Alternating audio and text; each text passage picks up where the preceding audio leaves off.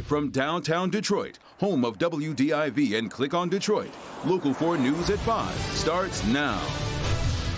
It is a sobering reminder of just how serious this crisis is. 1,602 Michiganders have now died from the coronavirus. But we want to begin with the weather and a wind advisory in effect right now as speeds are being clocked at more than 50 miles an hour. As of right now, DTE reports 8,600 customers are without power. We want to get right over to Ben for an update on where we stand right now. And Ben, with everyone home, nobody wants to lose power. Yeah, and we've been nervous about this all day, Karen and Kim, but I think we're on the downside of this. I think we've seen the worst of the winds so far this evening. The gusts have actually come down since last hour, and right now all of those are under 40 miles per hour. So if they stay there, that is really going to mitigate our potential for power outages, and that is definitely some good news. Right now, the fastest wind that we're clocking is Pontiac, which is at 39 miles per hour, and these speeds are going to continue to decrease as we get through the evening hours tonight. So by the time we get into midnight, should be around 20 miles per hour plus, and then tomorrow morning, much lighter as we walk out the door. That is good news considering that air temperatures are going to be around the 30s, so we'll talk more about the cold air that's going to come this week, all in just a few minutes. Karen and Kim. Right, we'll check back with you in a little bit, Ben. Now, let's turn to major developments in the fight against the coronavirus here in Michigan. Let's go through today's big headlines right now, starting with the numbers. We have a total of 25,635 cases of COVID-19 in Michigan. And sadly, the numbers of deaths are rising as well. Just more than 1,600 Michiganders have lost their lives to this virus.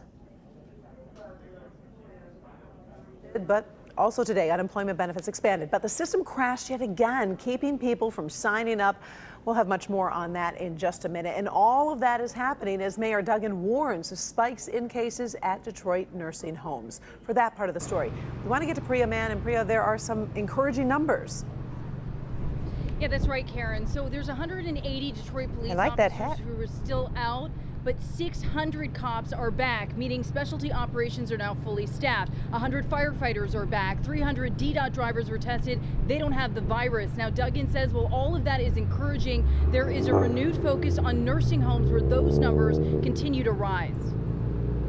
It's becoming clear right now that that's where our most vulnerable population is.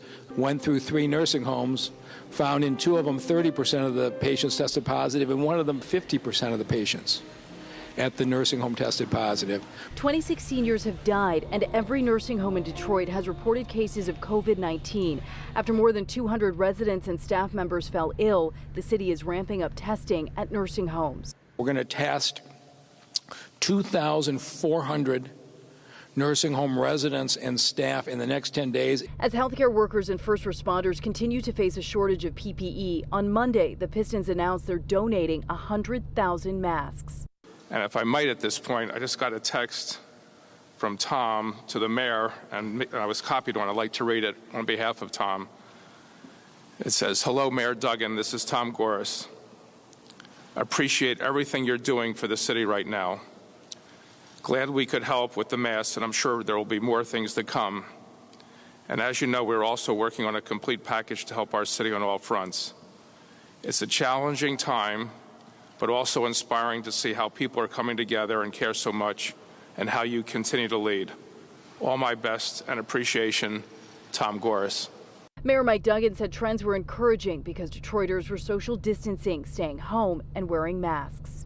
What the people of this community have done to knock this virus down has been pretty inspiring. But he's also looking to the future and lost revenue due to the pandemic. The city expects to run a deficit of $300 million over the next year and a half. Everybody is going to have to share in some sacrifice, but we think we can keep the city services intact.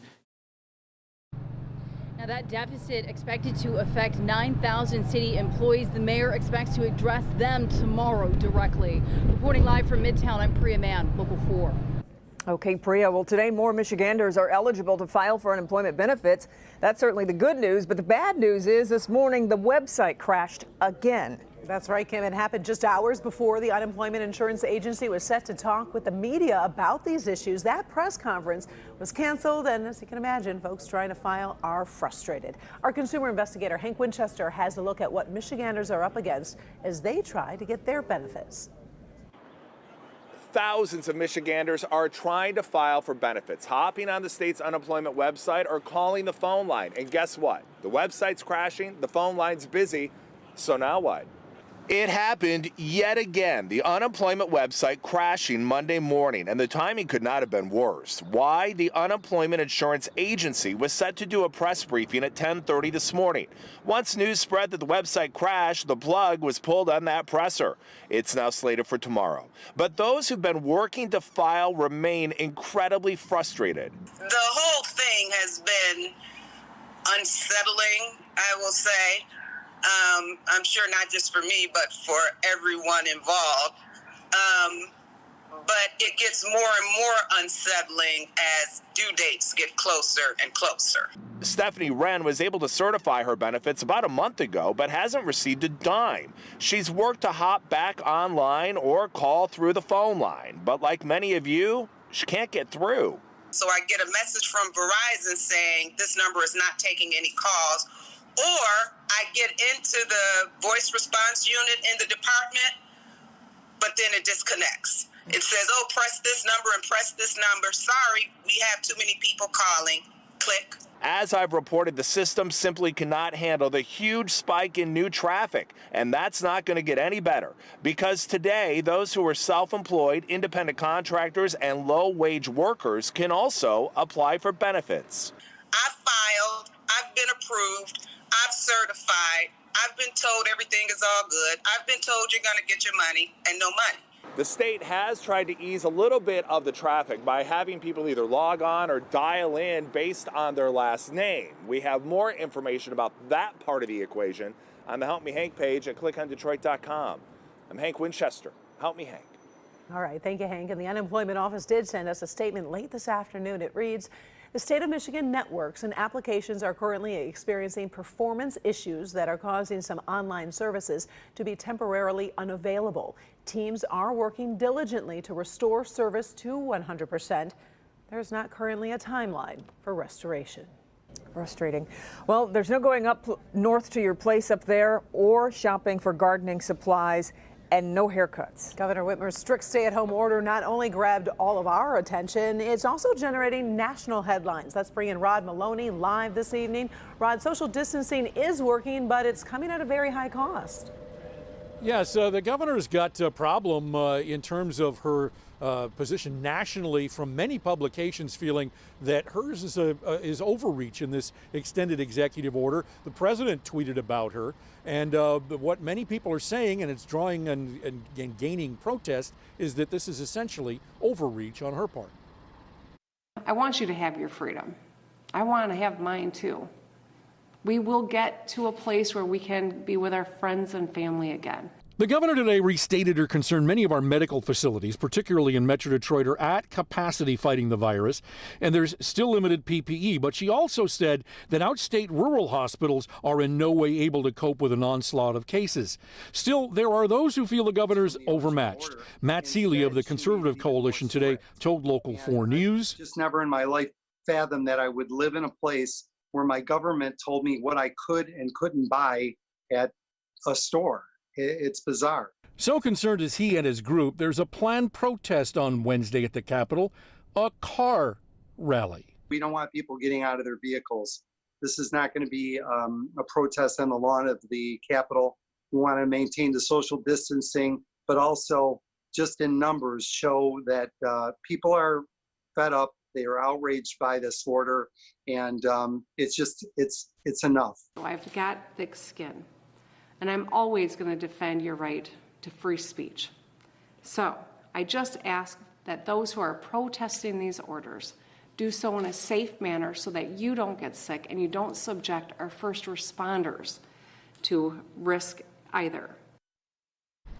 The governor went on to say that she believes that the DeVos family is behind the Conservative Coalition, and she decried that.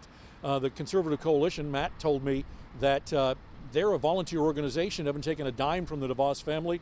The governor's mistaken. Reporting live in West Bloomfield, Rod Maloney, Local 4. All right, Rod. Beaumont Health is launching a large new study to test for coronavirus antibodies. It will test the blood of employees, affiliates, and some inpatients to try to determine who's been exposed to the illness and what that could mean going forward. We want to find out how many people who have gotten this are completely asymptomatic.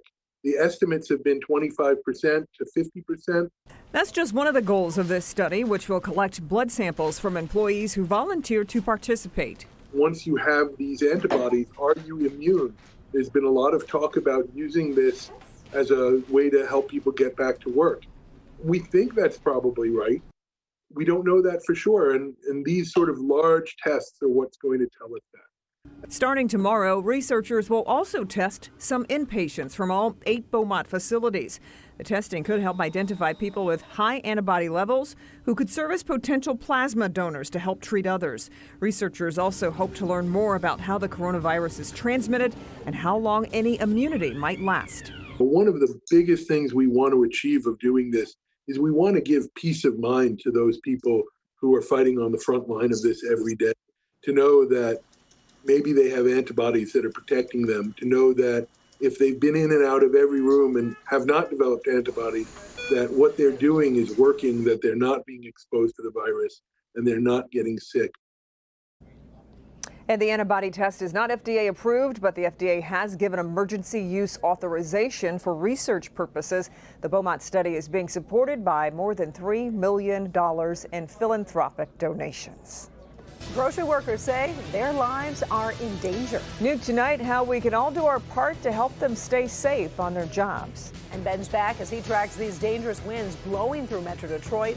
When we can expect to see it die down right after the break. Even as the coronavirus death toll keeps rising in the U.S., the number of new cases appears to be leveling off, and that is leading to mounting pressure to reopen the economy. I'm Alice Barr in Washington. Coming up, I'll have the latest on that and the signs of a potential rift between President Trump and one of his top health officials.